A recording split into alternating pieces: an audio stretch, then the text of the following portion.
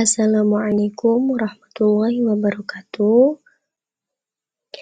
Selamat datang di video saya. Sebelumnya saya mohon izin untuk memperkenalkan diri. Saya Siti Nurlaila dari kelas B6 semester 3 dengan nomor NIM 32811302003. Di sini saya membuat video untuk memenuhi tugas mata kuliah Creative Content Production dengan dosen pengampu Bapak Imam Santoso.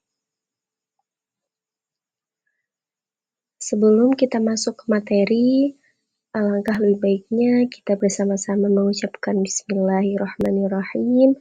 Semoga dalam mempelajari video atau dalam menonton video ini, materi yang saya sampaikan dan untuk teman-teman yang menonton video ini dilancarkan segalanya dan dipermudah dalam menuntut ilmu. Dalam video ini, saya akan menjelaskan sedikit materi mengenai konten dan ilmu perkontenan.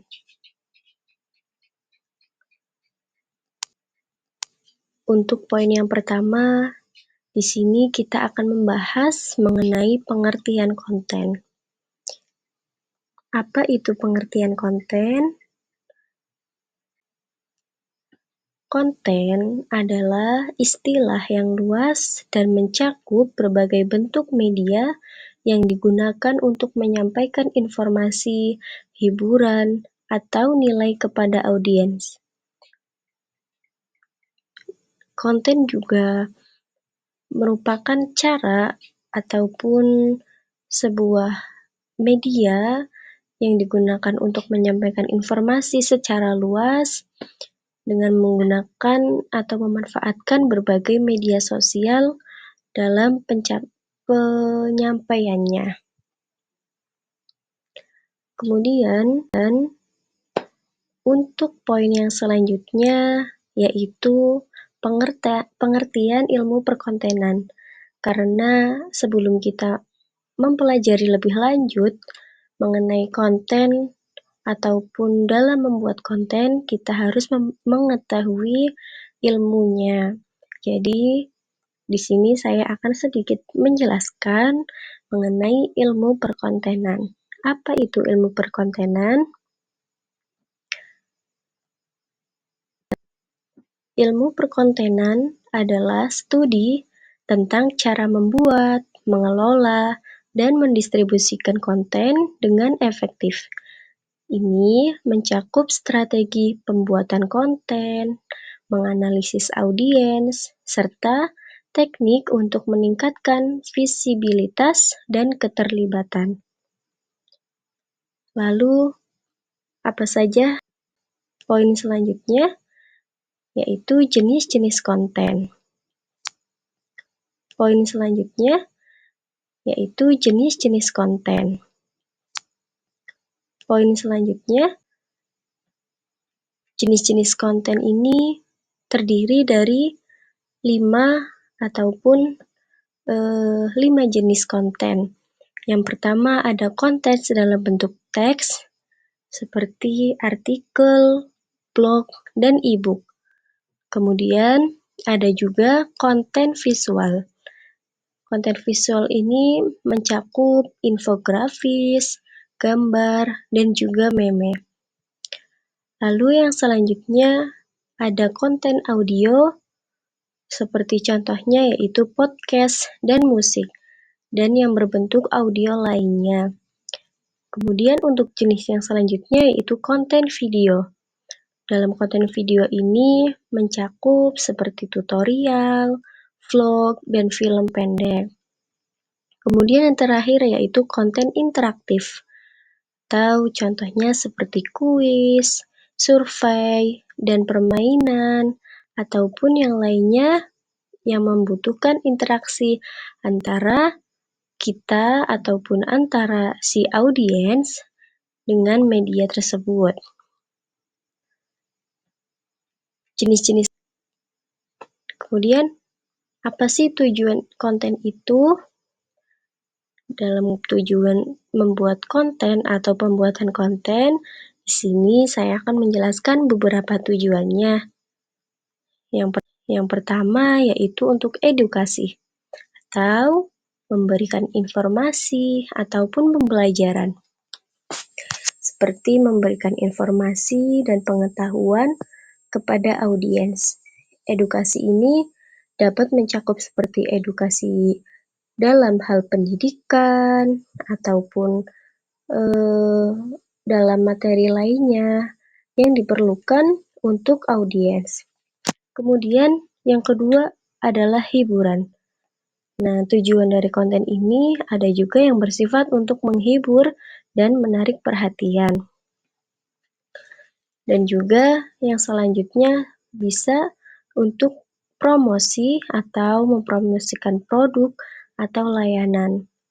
Kenapa bisa menjadikan promosi? Karena dalam membuat konten banyak atau bisa mencakup secara luas sehingga banyak orang-orang ataupun audiens yang melihatnya, dan itu bisa kita manfaatkan untuk mempromosikan produk atau layanan. Kemudian yang selanjutnya yaitu untuk membangun brand atau menciptakan citra dan identitas merek. Lalu poin yang selanjutnya yaitu strategi pembuatan konten. Apa saja sih strategi pembuatan konten itu? Di sini saya akan menjelaskan 4 strategi pembuatan konten. Yang pertama yaitu riset audiens atau memahami kebutuhan, preferensi, dan perilaku audiens. Yang kedua ada perencanaan konten atau bisa disebut juga untuk menentukan topik, format, dan jadwal penerbitan. Jadi dalam pembuatan konten kita perlu merencanakan apa yang akan kita lakukan, seperti menentukan topik, kemudian format dan jadwal ataupun penerbitan konten yang telah kita buat. Yang selanjutnya yaitu pembuatan konten. Pembuatan konten ini merupakan proses kreatif dalam menghasilkan konten yang berkualitas. Kemudian yang terakhir adalah distribusi, yaitu memilih saluran yang tepat untuk mendistribusikan konten. Nah, jadi konten ini bisa kita distribusikan melalui media sosial seperti Facebook, Instagram, TikTok, ataupun YouTube. Kemudian poin yang selanjutnya yaitu SEO atau Search Engine Optimization. Apa sih SEO itu?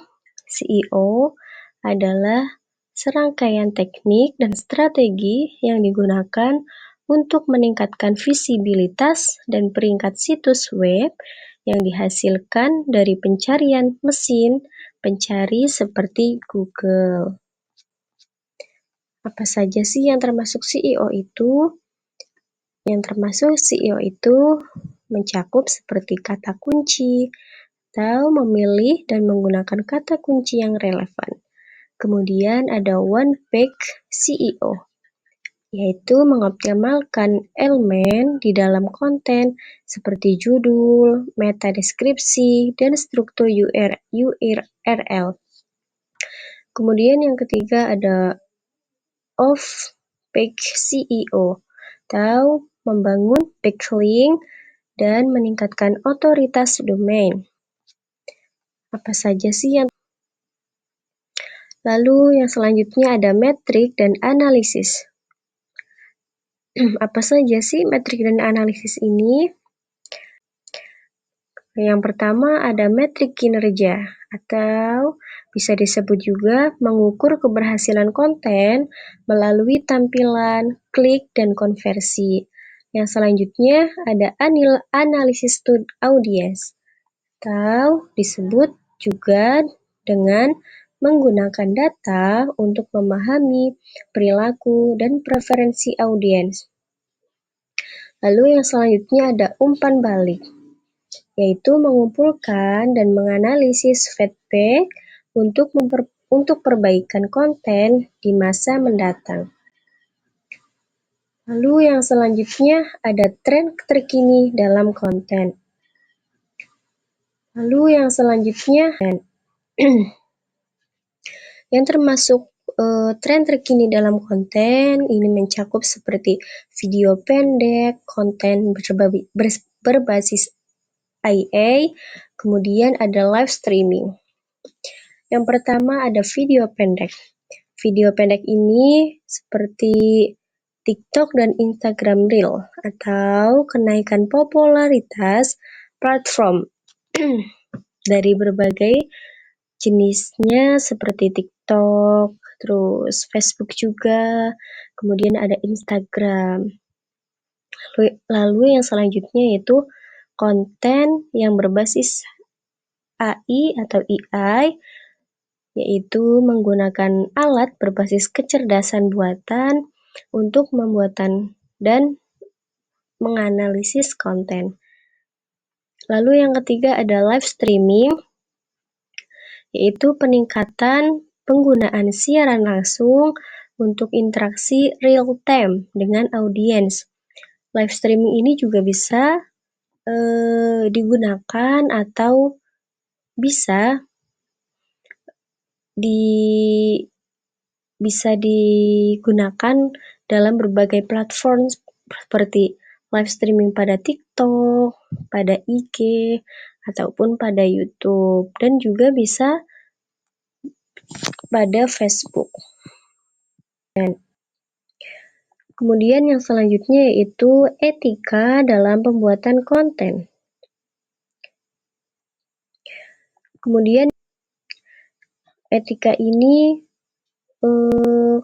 diperlukan atau sangat dibutuhkan dalam pembuatan konten karena dalam pembuatan konten pun kita memiliki aturan seperti menjaga etika supaya dalam pembuatan konten ini ataupun isi dari konten yang kita buat ini tidak menyinggung banyak orang ataupun menyakiti banyak orang. Karena konten ini mencakup jangkauan secara luas, jadi ada etika yang harus benar-benar diperhatikan. Seperti kredibilitas atau memastikan informasi yang disajikan ini akurat dan dapat dipercaya. Kemudian kita juga harus memperhatikan hak cipta atau menghormati hak cipta dan menggunakan materi orang lain secara etis. Jadi jika kita dalam pembuatan konten ini meniru atau menjiplak dari ide lain atau hak cipta orang lain, maka ada baiknya kita memohon izin kepada si pencipta konten ini atau pencipta ide ini supaya dalam pembuatan konten kita ini tidak melanggar hak cipta. Kemudian yang selanjutnya yaitu transparansi atau menyatakan afiliasi atau sponsor dengan jelas. Dan yang terakhir adalah kesimpulan. Dari materi yang telah saya sampaikan, dapat kita tarik kesimpulan bahwa ilmu perkontenan adalah bidang yang terus berkembang seiring dengan perubahan teknologi dan perilaku pengguna. Kemudian, apa itu konten? Konten adalah media yang digunakan untuk menyampaikan informasi, hiburan, dan nilai kepada audiens. Jadi dalam membuat konten ini ada ilmu yang harus kita pelajari, kemudian ada beberapa komponen juga yang harus kita pahami dalam pembuatan atau pendistribusian konten supaya dapat membantu individu ataupun organisasi untuk mencapai tujuan komunikasi dan pemasaran. Mungkin hanya itu yang bisa saya sampaikan. Kurang lebihnya saya memohon maaf apabila dalam pembuatan video ini banyak kata-kata yang kurang berkenan ataupun banyak kekurangan dalam menyampaikan materi ini. Saya memohon maaf dan saya mohon kritik serta sarannya karena saya masih proses belajar, jadi kritik dan saran dari Bapak dan dari teman-teman sangat berarti untuk saya. Terima kasih. Wassalamualaikum warahmatullahi wabarakatuh.